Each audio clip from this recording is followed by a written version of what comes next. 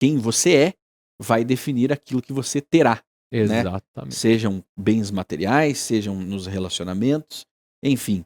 Então, defina, entenda, faça uma autoanálise, né? Olhe para você e analise o seguinte: você se convidaria, né? Você se levaria para aquela ilha lá do final do mundo? Por que que algumas pessoas têm vários casos de pessoas que ganham na loteria e perdem tudo?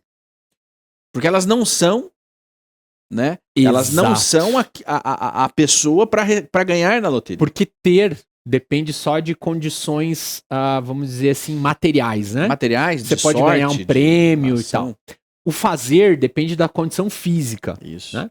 Agora o ser depende de uma transformação emocional, comportamentos, sentimentos. E o que que acontece com essas pessoas que ganham na loteria e torram o dinheiro? Elas não têm estrutura emocional da caixinha, que eu falei da caixinha de Não fósforo, para sustentar aquele resultado. Nós somos receptáculos, né? Sim. Nós somos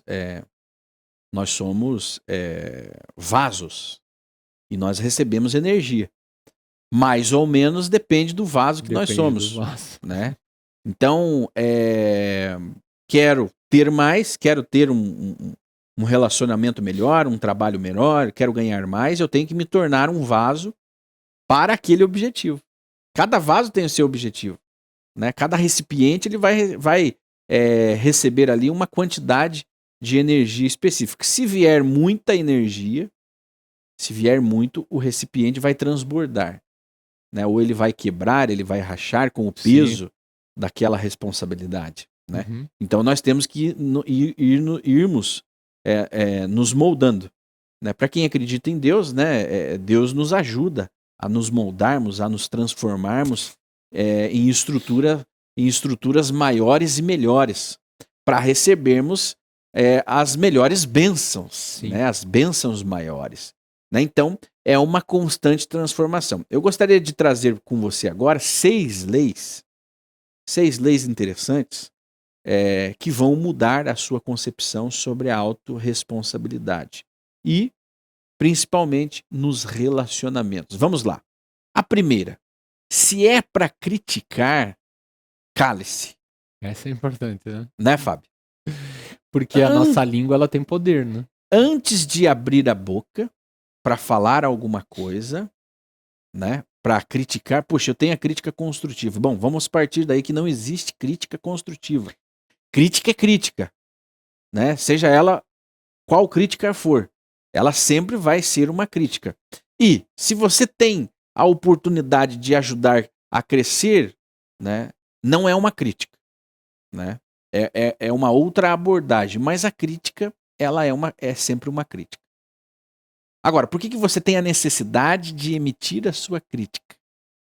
Né? Você viu algo? Não, eu tenho que falar, eu tenho que me manifestar.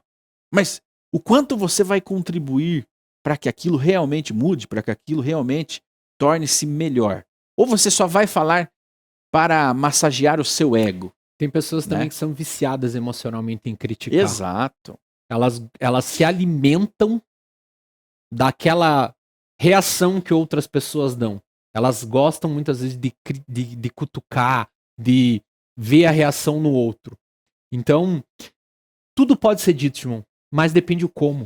A forma é importante. O Fábio, antes de criticar, antes de dizer, como você falou, tudo pode ser, né? Tudo pode ser mudado, né? Antes de criticar, tudo pode ser dito. Tudo pode ser dito. Depende o como. Antes de criticar, antes de se manifestar, se coloque no lugar da outra pessoa. Se coloque no lugar do seu parceiro, se coloque no lugar do seu colega de trabalho, se coloque no lugar do seu patrão. Mas antes de abrir a boca para falar alguma coisa, para levantar uma palavra, porque as palavras, enquanto elas não são ditas, elas não têm influência alguma. Enquanto elas estão na nossa mente, é ali que elas estão e elas não vão fazer nenhuma transformação no mundo, mas a partir do momento que elas saem da sua boca, elas terão o poder de transformar, de destruir, de construir, de acabar com a vida daquela outra pessoa. Agora, se você se coloca no lugar daquele indivíduo ao qual você está dirigindo a sua crítica, seja a sua esposa, o seu namorado, a sua namorada, o seu marido, você vai pensar 2 vezes. Por quê? Fábio, eu ia criticar você, mas por que você fez assim? Né? É O que está importante. se passando com ele? Esses 5 segundos antes de abrir a boca, eu acho que são importantes, né? A gente, antes de emitir um julgamento, ter essa consciência É empatia, né? de fazer essa reflexão antes de emitir uma crítica, né? A empatia é importante porque é quando você se coloca no lugar do outro e tenta sentir o que o outro sentiria. Exato. O que ele vai sentir se eu dissesse, né? Aliás, o que eu vou sentir, o que eu sentiria se eu dissesse a mim mesmo o que eu ia dizer a ele? Uhum. Eu ia gostar de ouvir essas palavras que eu tô falando, porque muitas vezes você sabe. Se você parar para pensar, você vai falar assim, puxa, ele não vai gostar. Então não fale. Não fale agora, não fale nesse momento, não fale desse jeito. Se você pensa antes de falar, será? Eu não ia gostar. No lugar dele, eu não teria gostado dessa crítica. Então não fale. Se você teve essa consciência, não diga. Não siga com esse plano de criticar o seu parceiro, a sua parceira, o seu amigo, a sua amiga. Por quê? Porque se faz mal para você, vai fazer mal para o outro. Exatamente.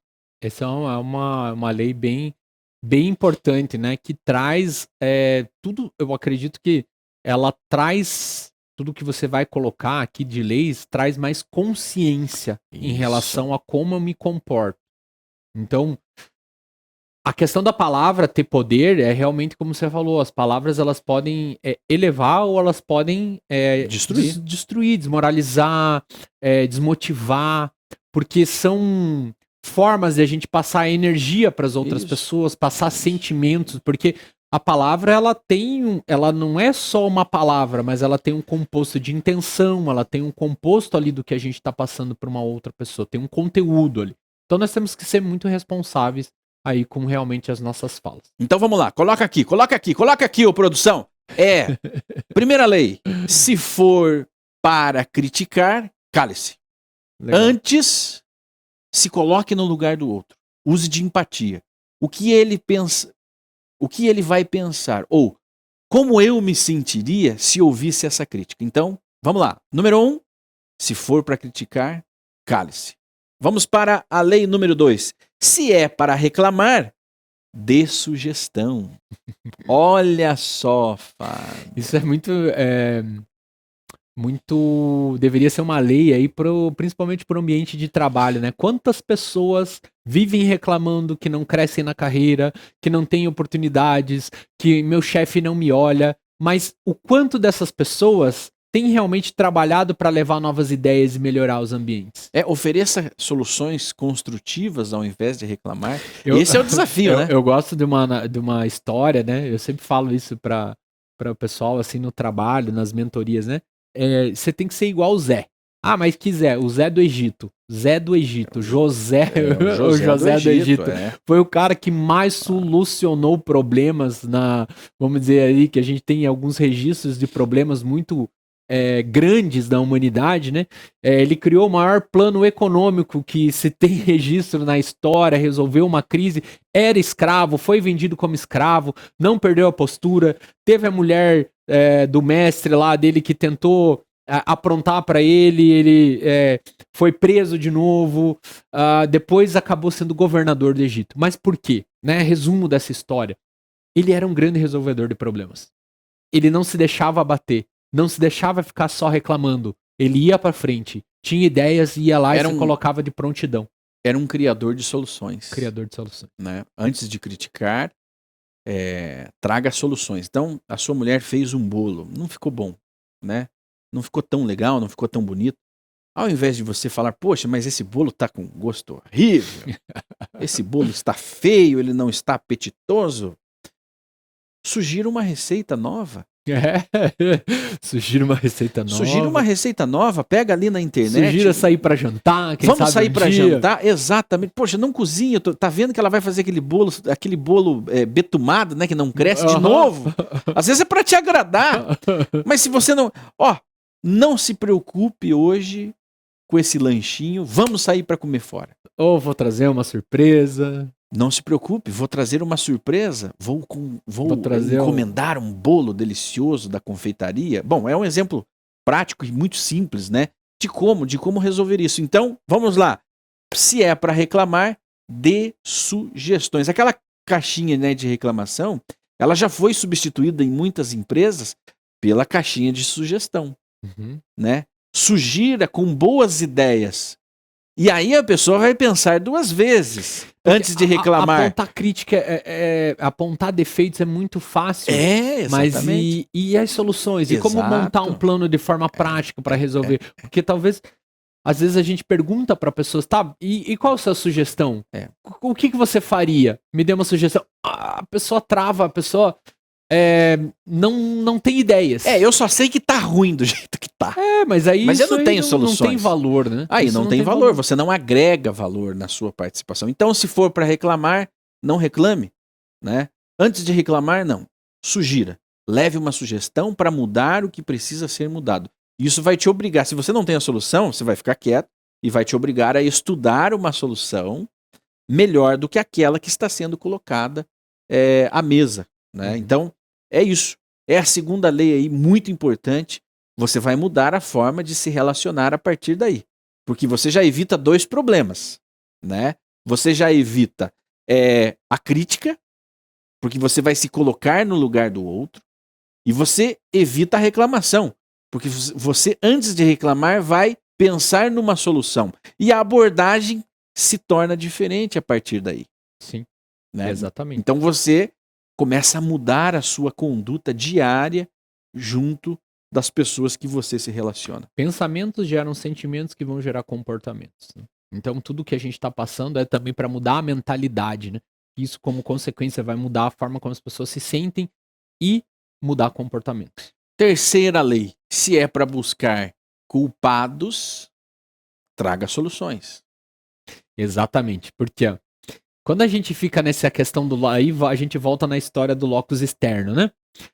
Porque o culpado disso foi fulano. Porque culpado. Porque fulano fez isso, fulano me maltratou. Fulano fez errado e agora tá tudo errado aqui, né? Exemplo no trabalho. O fulano não entregou o relatório correto aqui. Beleza, e o que a gente pode fazer em relação a esse erro? Só ficar na energia do apontar os culpados faz com que a gente perca energia, faz com que a gente perca foco e faz com que a gente perca principalmente a nossa atuação para buscar soluções, né?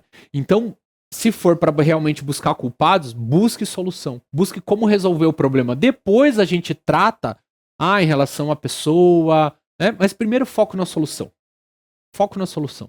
E isso é muito importante em casa, né? Em casa, com a família. De quem é a culpa por estarmos vivendo nessa situação? Né? De quem é a culpa por termos esses problemas? Bom, você já tem a solução antes de apontar a culpa no relacionamento? Um exemplo clássico, assim, que eu vejo isso no dia a dia? Acidente de trânsito. Qual que é a principal tendência quando o acidente de trânsito acontece que as pessoas têm de fazer? Sair se esbofeteando, procurando o culpado. Quem que foi o culpado? Quem que foi? E gritaria, e discussão, e chama a polícia. Será que não seria mais produtivo resolver de uma forma elegante, entendendo ali a responsabilidade de quem foi, assumindo a parcela de responsabilidade e resolvendo de uma forma adulta o conflito? Eu acredito que nós teríamos muito menos aí casos de violência no trânsito. Então, se é para buscar culpados, já traga a solução. Não perca seu tempo. Não perca seu tempo. Solução. Foque na solução para resolver o que precisa ser resolvido. Muitos problemas deixarão de existir. Muitos problemas serão resolvidos quando você, ao invés de culpar, trazer uma solução que resolva aquilo. Essa é a terceira lei. A quarta lei: se é para se fazer de vítima, faça-se de vencedor. Mude a sua posição. Pensar negativo dá tanto trabalho quanto pensar positivo. Então por que eu vou ficar pensando negativo? E aí vem a questão do que a gente falou no começo dessa aula sobre a questão de qual é a história que eu conto para minha vida.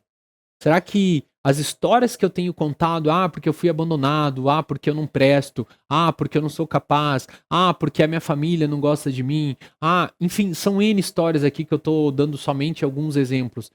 O quanto disso tem afetado os seus resultados, porque o enredo não te ajuda. O enredo te coloca numa posição desfavorável. Então, comece a identificar essas histórias e comece a mudar esse enredo. Comece a construir uma nova narrativa, porque ninguém é tão, com perdão da palavra aqui, né? Ninguém é tão ruim que não tem histórias boas para contar na vida, que não tenha casos de coisas que tenham feito boa, que tenha realmente realizado coisas boas na vida. Então assuma as responsabilidades pelas suas ações e pelos seus resultados, né? Se não aconteceu, foi porque você não fez. Ou né? Se deu errado, a responsabilidade. E se deu errado é porque você não se planejou, mas assuma a responsabilidade e não se coloque na posição de vítima, porque a vítima o vento leva, né? A vítima, o prédio cai em cima dela e ela morre esmagada, e no final das contas apenas os heróis e os vilões é que serão lembrados. Exatamente. Né? Então não seja a vítima. Ao invés de ser a vítima, busque as soluções e coloque-se na posição daquele que resolveu o que precisava ser resolvido no relacionamento. Bom, essa é a quarta lei. E a quinta: se é para justificar seus erros, aprenda com eles. Ao invés de ficar contando historinha pra você de que, blá blá blá, eu errei e justificando, não é culpa minha mesmo, não é comigo, não queria mesmo. Aprenda e não repita, principalmente, né? Pegue esses erros e use como combustível para melhorar os resultados. Use os erros não no sentido de ficar remoendo e se colocando naquela posição de errei, coitado de mim. Use o erro como alavanca para resultados. Não consigo chegar no horário no trabalho porque a culpa é da minha avó que pede para eu levar o meu sobrinho todos os dias na escola, então eu não consigo chegar no horário, o problema é deles e não é meu, eu não sei o que eu faço com eles. Ou quantas pessoas aí têm problemas de relacionamento que não conseguem se manter em relacionamentos mas acabam repetindo, porque o que acontece... Os mesmos erros, né?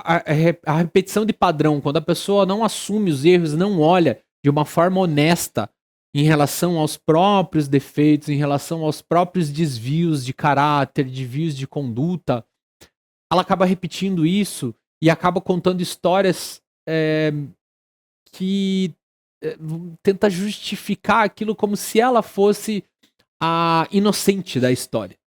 Então é muito importante ter um olhar muito criterioso em relação aos erros. O que eu posso fazer, sempre com viés positivo de futuro, o que eu posso fazer diferente? O Jung, que é um psicólogo muito famoso, tinha uma frase que é muito legal para esse contexto, que é: eu não sou o que aconteceu comigo, eu sou quem eu decido me tornar. Isso. Então quando eu olho para trás isso mesmo. Me melhoro no sentido de não cometer os mesmos erros, eu tomo essa decisão de ser diferente, eu começo a mudar toda a minha trajetória de resultados. A sexta lei: se é para julgar as pessoas, julgue apenas as suas atitudes. Julgamento ele cria um bloqueio. O problema do julgamento é que as pessoas, em geral, não fazem isso de uma forma consciente. Isso tá tão enraizado na personalidade que elas acabam nem notando e que estão julgando o outro. E aí o que acontece? Quando a gente julga o outro no sentido de rotular a pessoa, fulano chegou atrasado, o cara é descompromissado. Fulano marcou e desmarcou. Esse cara irresponsável. Não tem responsabilidade, não consegue honrar um compromisso. A gente acaba criando bloqueios. A gente acaba até criando situações que não são, vamos dizer assim, favoráveis à construção de um relacionamento. Deixa eu dar um exemplo até dessa semana que aconteceu comigo, Shimon. Olha que engraçado. Teve uma menina que ela nos procurou para comprar um produto, e aí eu marquei uma reunião com ela para apresentar o produto de uma forma online. Chegou 15 minutos antes da reunião, ela me mandou uma mensagem dizendo: me desculpa, eu tô doente, eu tô no hospital, eu não vou poder participar. Qual que foi a minha primeira reação? Olha como eu digo que os padrões estão muito enraizados. A primeira reação eu pensar foi o seguinte: tá me alugando. Tá dando uma desculpa. E aí, quando veio esse padrão de pensamento, na hora eu pensei, poxa, e se não for mentira? E se não for mentira?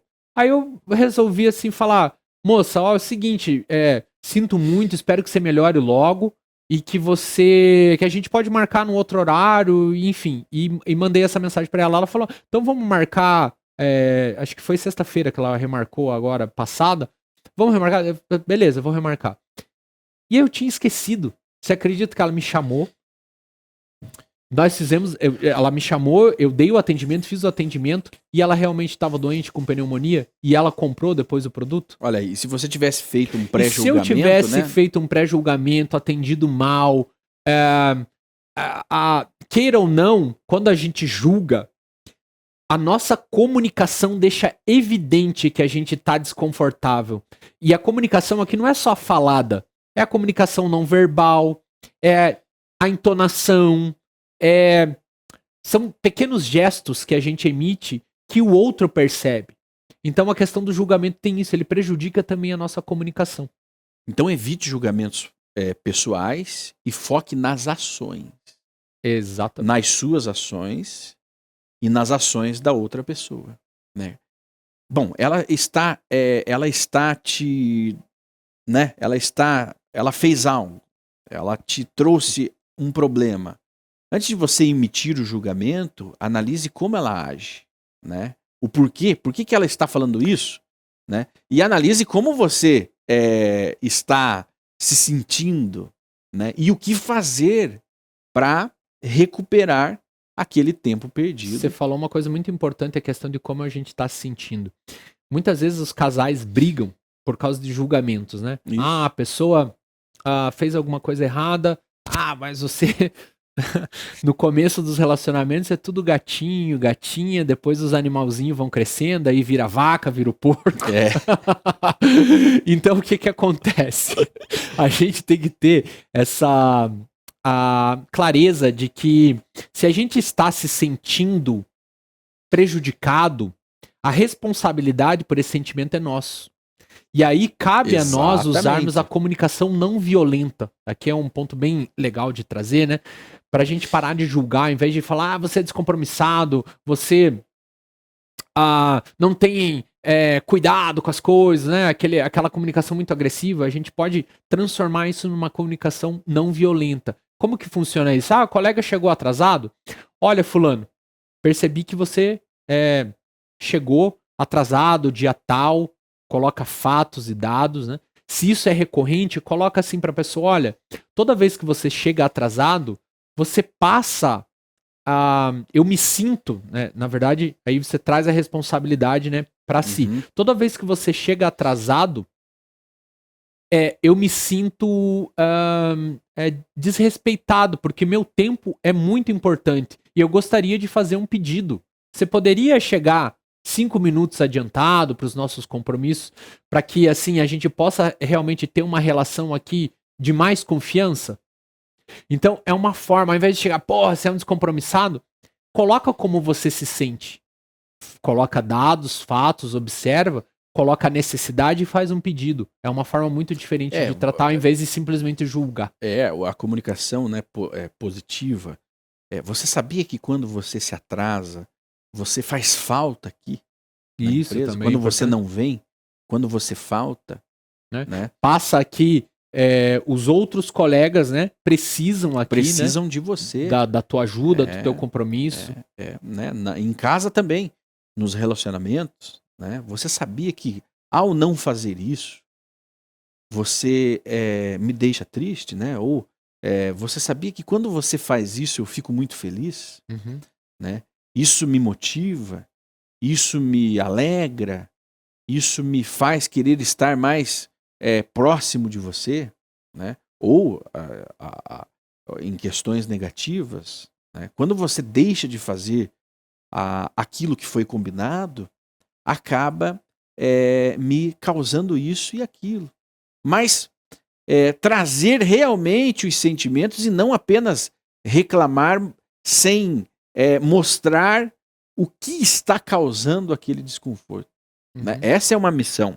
Essa é uma missão que precisa realmente de uma maturidade emocional, de um entendimento das suas emoções, de saber dizer a outra pessoa o que é que te faz mal, o que é que te machuca, mas dizer isso de forma realmente, de forma respeitosa, né? Não na forma de briga, na forma de crítica, porque isso só vai reforçar ainda mais a casca, né? O escudo que existe no outro em reagir ao que você fala. Tem explicações, inclusive, do ponto de vista neurológico, Shimon, em relação à questão de discussões muito amplas. O que acontece? Nós temos uma parte do nosso cérebro que se chama amígdala. Ela é responsável pelo...